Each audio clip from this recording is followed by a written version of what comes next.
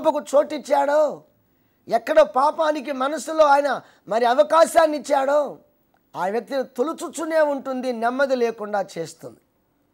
అందుచేత సమాధానము కలగాలి, శాంతి కలగాలి అంటే అశాంతికి కారణమైన, అసమాధానానికి కారణమైన ఈ పాపం తొలగించబడాలి. దేవునికి స్తోత్రం, హల్లెలూయా. ఈ తొలగించబడటం అనేది చాలా ప్రాముఖ్యమైన విషయం.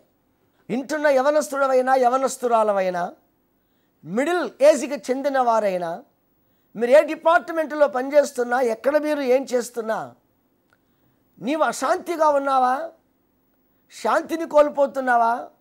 తినటానికి ఉండి, డబ్బులు ఉండి, విద్య ఉండి, ఉద్యోగం ఉండి, చక్కని బిల్డింగ్ కలిగి ఉండి, చుట్టుపక్కల అందరూ కలిగి ఉండి, అన్నీ కలిగి ఉండి, ఏదో పోగొట్టుకున్న వారిలాగా అసమాధానంతో కొట్టుమిట్లాడుచున్నావా? ఆలోచించు. ఎక్కడో నీ మనసులో ఒక చోట పాపానికి చోటిచ్చావేమో, ఎక్కడన్నా పడ్డావేమో, దానికి ఇంకా ఇరుగుడు కలగలేదేమో, క్షమాపణ కలగలేదేమో. అందుకే మనుషులతో మాట్లాడినప్పుడు నిబ్బరముగా ఉన్నట్టు నటించుచు అందరూ వెళ్ళిపోయిన తర్వాత గందరగోళంగా ఫీల్ అవుతున్నావు, నిద్ర పట్టడం లేదు. కాబట్టి ఈ విషయాన్ని మీరు చాలా జాగ్రత్తగా ఆలోచించాలి. ఏదో సీరియల్స్ చూసుకుంటూ, సినిమాలు చూసుకుంటూ నిబ్బరము కోసము, నిమ్మళము కోసము కాలక్షేపం చేస్తే కాదు. నీలో ఉన్న పాపము తీసివేయబడాలి, నీ స్వభావం నూతనముగా మార్చబడాలి. పరిశుద్ధాత్మని క్రియ, నీతి క్రియ, వాక్యపు క్రియ నీ జీవితంలో, నీ హృదయంలో జరగాలి. అప్పుడే నీకు నెమ్మది లభిస్తుంది. అందుచేత దైవ సేవకునిగా నీకు వాక్యానుసారముగా సలహా ఇస్తున్నాను. నీ వెంటనే దేవుని దగ్గరికి రా, ప్రార్థన చేయి, నాకు నెమ్మది కలిగించమని. దేవునికి నీకు, మనిషికి నీకు నెమ్మది లేకుండా చేసిన కారణాలేమో పసిగట్టి పరిశీలించి దాన్ని తీసివేయమని ప్రభువుని అడుగు. ప్రభువు నీకు చక్కగా సహాయం చేస్తారు. దేవునికి స్తోత్రం. అందుచేత ఈ విషయంలో ఎవరైతే సమాధానపరుస్తారో, పరిచయ విషయంలో పాత్ర ఎవరు వహిస్తారో వారు దేవుని కుమారులు అనబడుదురు. ఈ రోజుల్లో సేవకులు ఎందరో ఈ రీతిగా ఆ విషయంలో ప్రయాసపడుతున్నారు. అనేక మందిని దేవుని దగ్గర నడిపిస్తున్నారు, సమాధాన పరిచయ విషయంలో కృషి చేస్తున్నారు. నిజంగా వారు దేవుని కుమారులు అనబడతారు. దేవునికి మహిమ కలుగునుగాక. అలాగే ఇంకొక చిన్న రిఫరెన్స్ మనం చూద్దాం. యెషయా 48:22 చూద్దాం. దుష్టులకు నెమ్మది ఉండదని యెహోవా సెలవిచ్చుచున్నాడు. దుష్టులకు నెమ్మది ఉండదు అంటే అర్థం ఏంటి? ఎవరు దుష్ట తలంపులు కలిగి ఉంటారో, ఎవరు దుష్టుని ఆలోచన కలిగి ఉంటారో, దుష్టుడు అంటే సాతానుకి ఎవరు చోటిస్తారో, ఎవరు దుష్ట క్రియకు చోటిస్తారో అక్కడ వారికి నెమ్మది ఉండదు అని యెహోవా సెలవిచ్చుచున్నాడు. మరి ఈ విషయంలో వారిని సమాధానపరిచేవారు కావాలి. ఇలా చూసుకుంటూ వేస్తే ఎవరండి సమాధానపరచువారు? బైబిల్ చెబుతుంది. ఈ మాట చెప్పిన ప్రభువైన యేసు పరలోకాన్ని విడిచి భూలోకానికి వచ్చి సమాధానకర్తగా పిలువబడ్డారు. దేవునికి స్తోత్రం, హల్లెలూయా. సమాధానకర్తగా, ఆశ్చర్యకరుడు, ఆలోచనకర్త, సమాధానమునకు అధిపతి అని యెషయా గ్రంథం 9:6 మనం చదువుతూ ఉన్నాం. ఇంకా చాలా రిఫరెన్స్లు మనకు ఉన్నాయి. యేసు క్రీస్తు లోకానికి ఎందుకు వచ్చారు, ఎందుకు సిలువకు ఎక్కారు, ఎందుకు రక్తము కార్చారు? కొలస్సీ పత్రిక 1:26 తన రక్తము వలన సమాధానము కలుగుతుందని బైబిల్లో మనం చూస్తూ ఉన్నాం. గలతీ పత్రికలో ఆత్మ ఫలాలలో సమాధానం ప్రధానంగా ఉన్నట్టుగా మనం చూస్తున్నాం. దయచేసి అర్థం చేసుకోండి.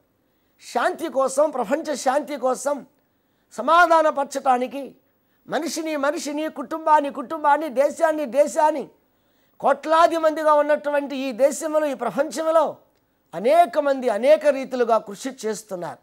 ఇది మనుషుల వల్ల అయ్యే పని కాదు. మంత్రాల వల్ల, తంత్రాల వల్ల, యంత్రాల వల్ల, డబ్బు వల్ల అయ్యేది కాదు.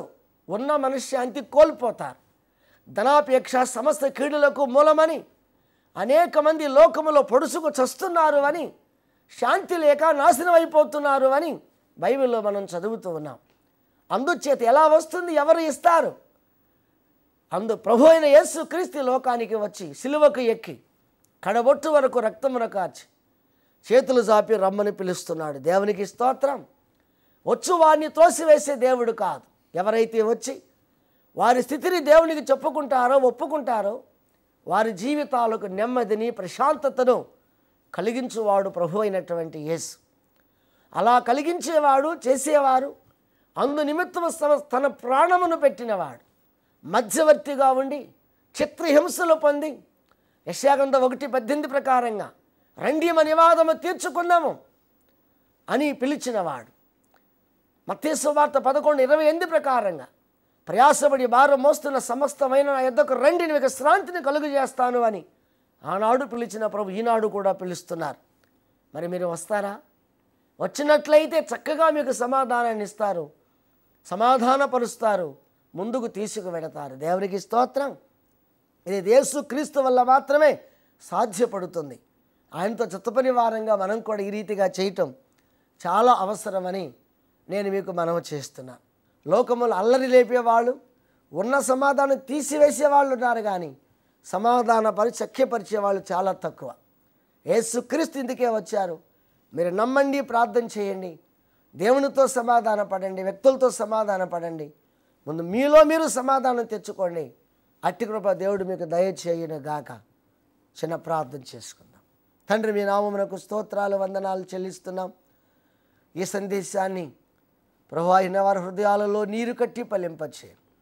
నెమ్మది లేక అనేకులు లోకములో కొట్టుమిట్లాడుతూ ఉండగా సమాధానపరచుటకు వచ్చిన ప్రభు అయిన యేసు, ప్రభువా మా తండ్రి, ఎక్కడ పాపం ఉంటుందో అక్కడ నెమ్మది ఉండదని, ఎక్కడ నీతి ఉంటుందో మీరు ఉంటారు అక్కడ నెమ్మది కలుగుతుందని, ఆ విషయంగా కృషి చేసేవారు దేవుని కుమారులు అనబడుదురని ఇచ్చిన సందేశాన్ని బట్టి స్తోత్ర.